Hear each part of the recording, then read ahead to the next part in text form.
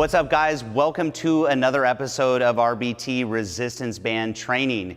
And in this video, we're gonna pick up where we left off last week, where I promised I would give you the perfect formula for building muscle or triggering muscle hypertrophy.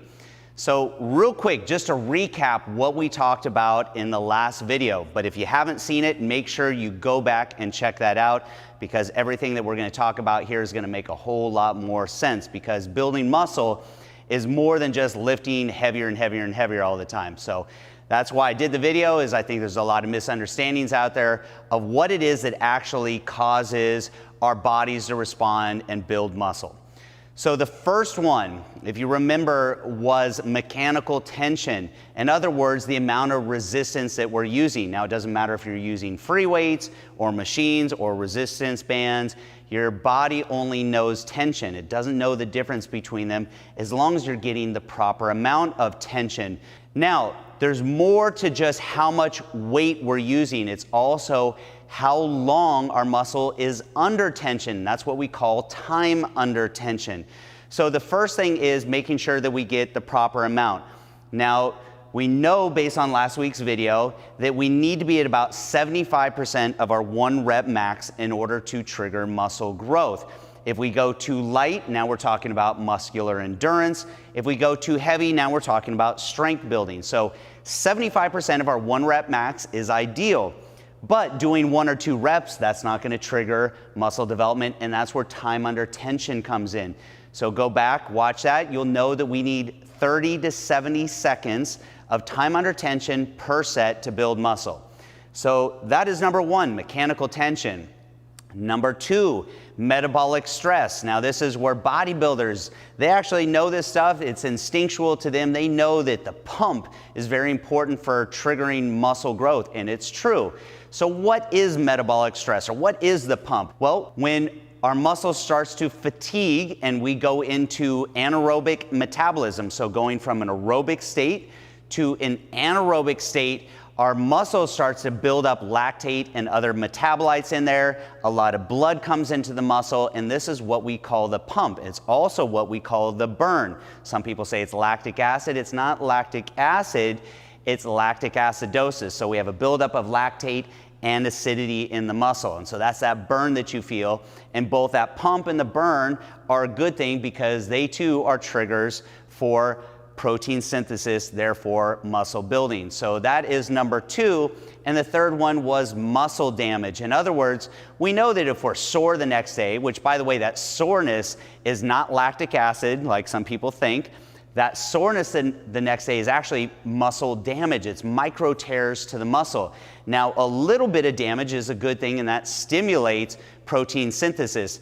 Too much is a bad thing, because all of our protein synthesis is then going towards rebuilding, not building new muscle. So we want to cause just enough muscle damage to go ahead and stimulate muscle protein synthesis. So the perfect formula. We talked about bringing it all together. So what does that formula look like? So on the board, we've got a highlight here, our summary mechanical tension. We know that we need at least 75% of our 1 rep max in order to get the proper amount of tension or resistance.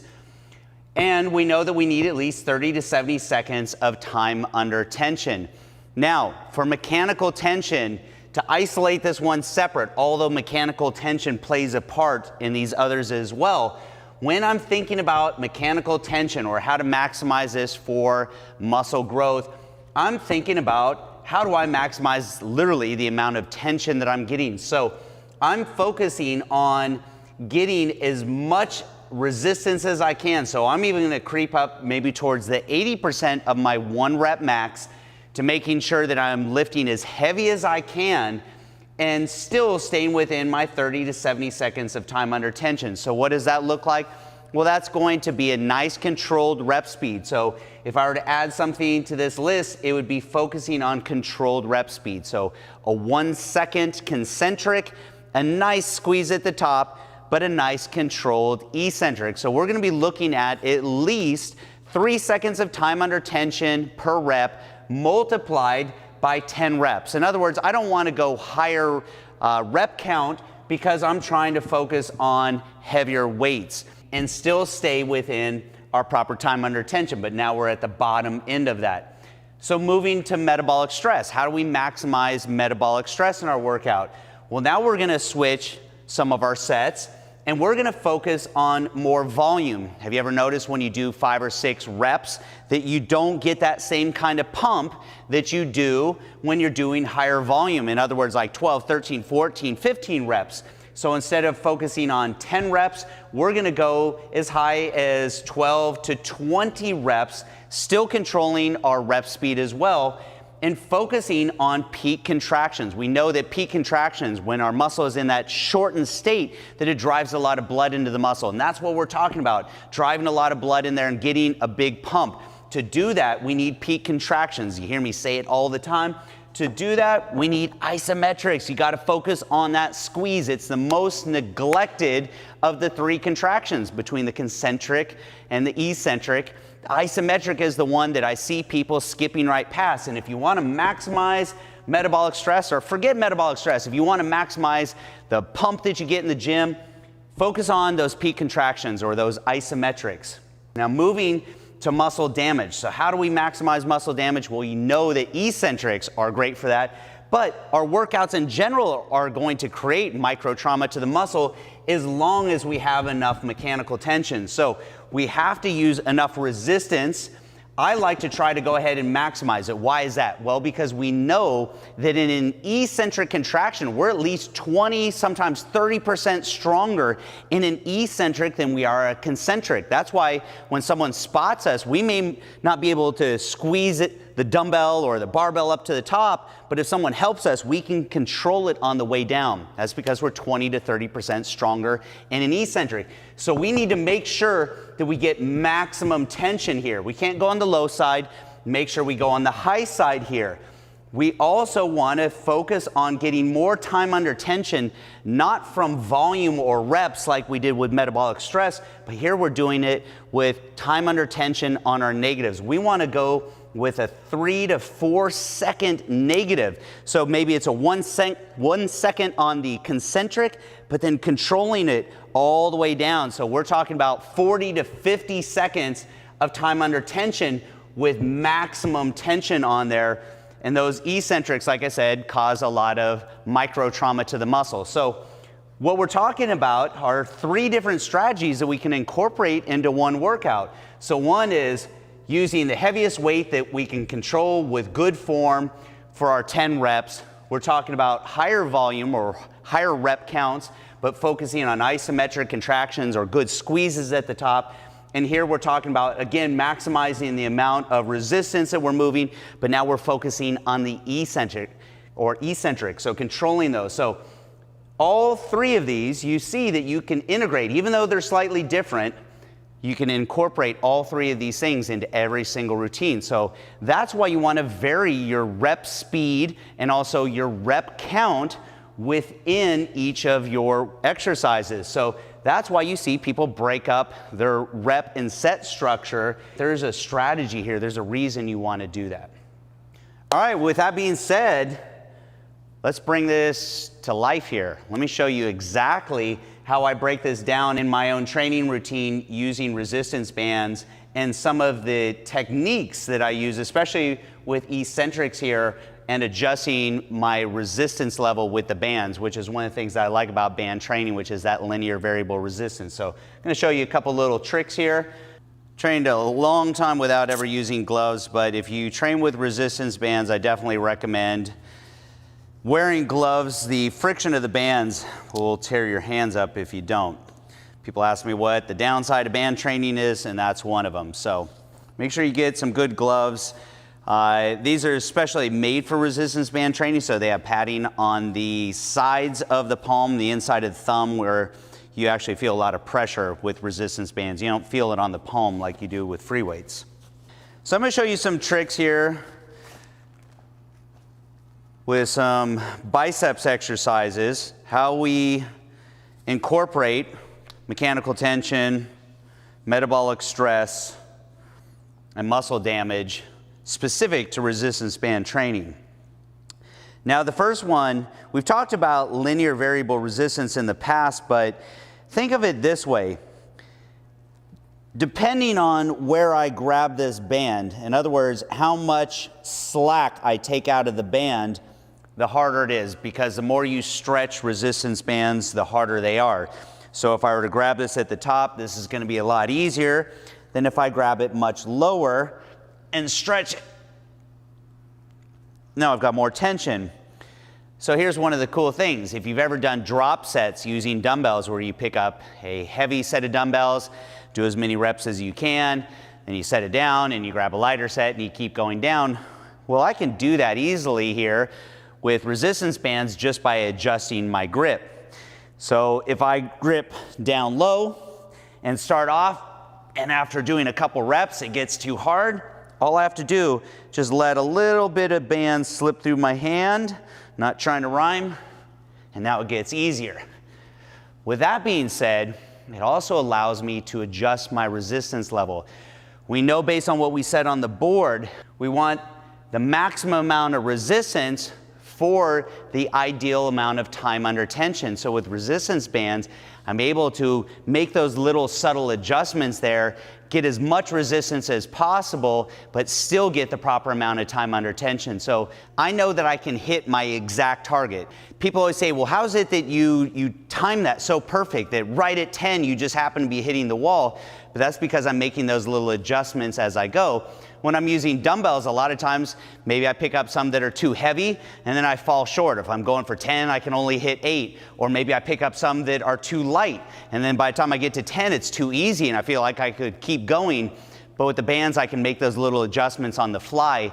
And that's one of the things that I really love about it, for getting maximum amount of resistance and hitting my target for time under tension. So when it comes to mechanical tension, know that resistance bands can create the same kind of tension that weights can or machines can. Like I've always said, tension is tension, but again, I can make those micro adjustments. And this is actually going to play into eccentrics as well, but I don't want to skip past metabolic stress. So metabolic stress, if you go back and watch the previous video, we talked about the fact that in a peak contraction, we're driving a lot of blood into the muscle. Well, think about with biceps. If I were doing curls right now with a dumbbell, right here I'm kind of in this locked position. This is my peak contraction. This is where I want the most amount of resistance. I don't want to be resting right here like you do with dumbbells. But with resistance bands, I'm getting maximum resistance, meaning that with that linear variable resistance, the more that I stretch it, the more tension I have. So at the peak here, at the very top, that's when I'm getting the most amount of resistance. And that's one of the reasons why with resistance bands you get such a great pump, because you get that good peak contraction. Now remember what we said on the board here.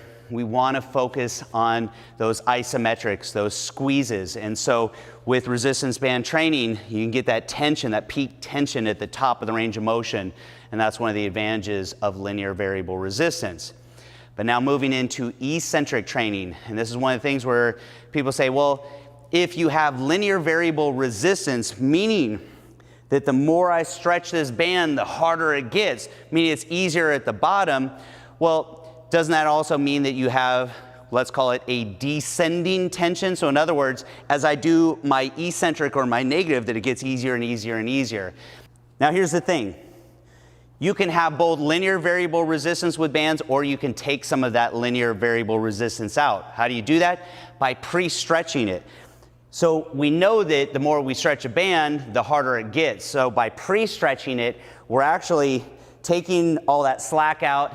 In other words, it's no longer easy at the bottom and hard at the top. It's hard all the way through the range of motion. So it's more of a constant tension like you would get with free weights.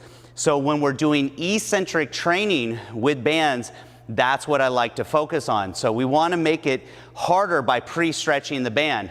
Now here's one of the cool tricks though. If you're doing negatives with free weights, you need a spotter. You need someone to help you on the concentric. So let's say that I take all the slack out here and I make this really hard, and it's too hard for me to go ahead and squeeze up on the concentric, just like it would be with a dumbbell.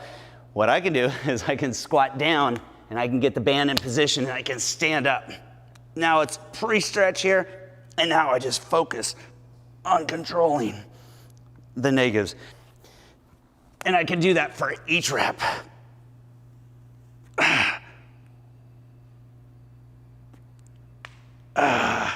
Whew. Now,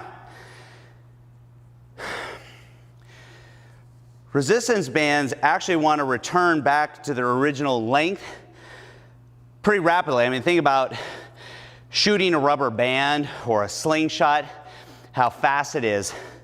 Well, resistance bands are kind of like a big slingshot, so they actually want to pull back to their original position rapidly. So it requires you to resist that and control that, which is part of what eccentrics are. So in a way, they actually want to pull back to the starting position much faster than free weights would fall naturally with gravity.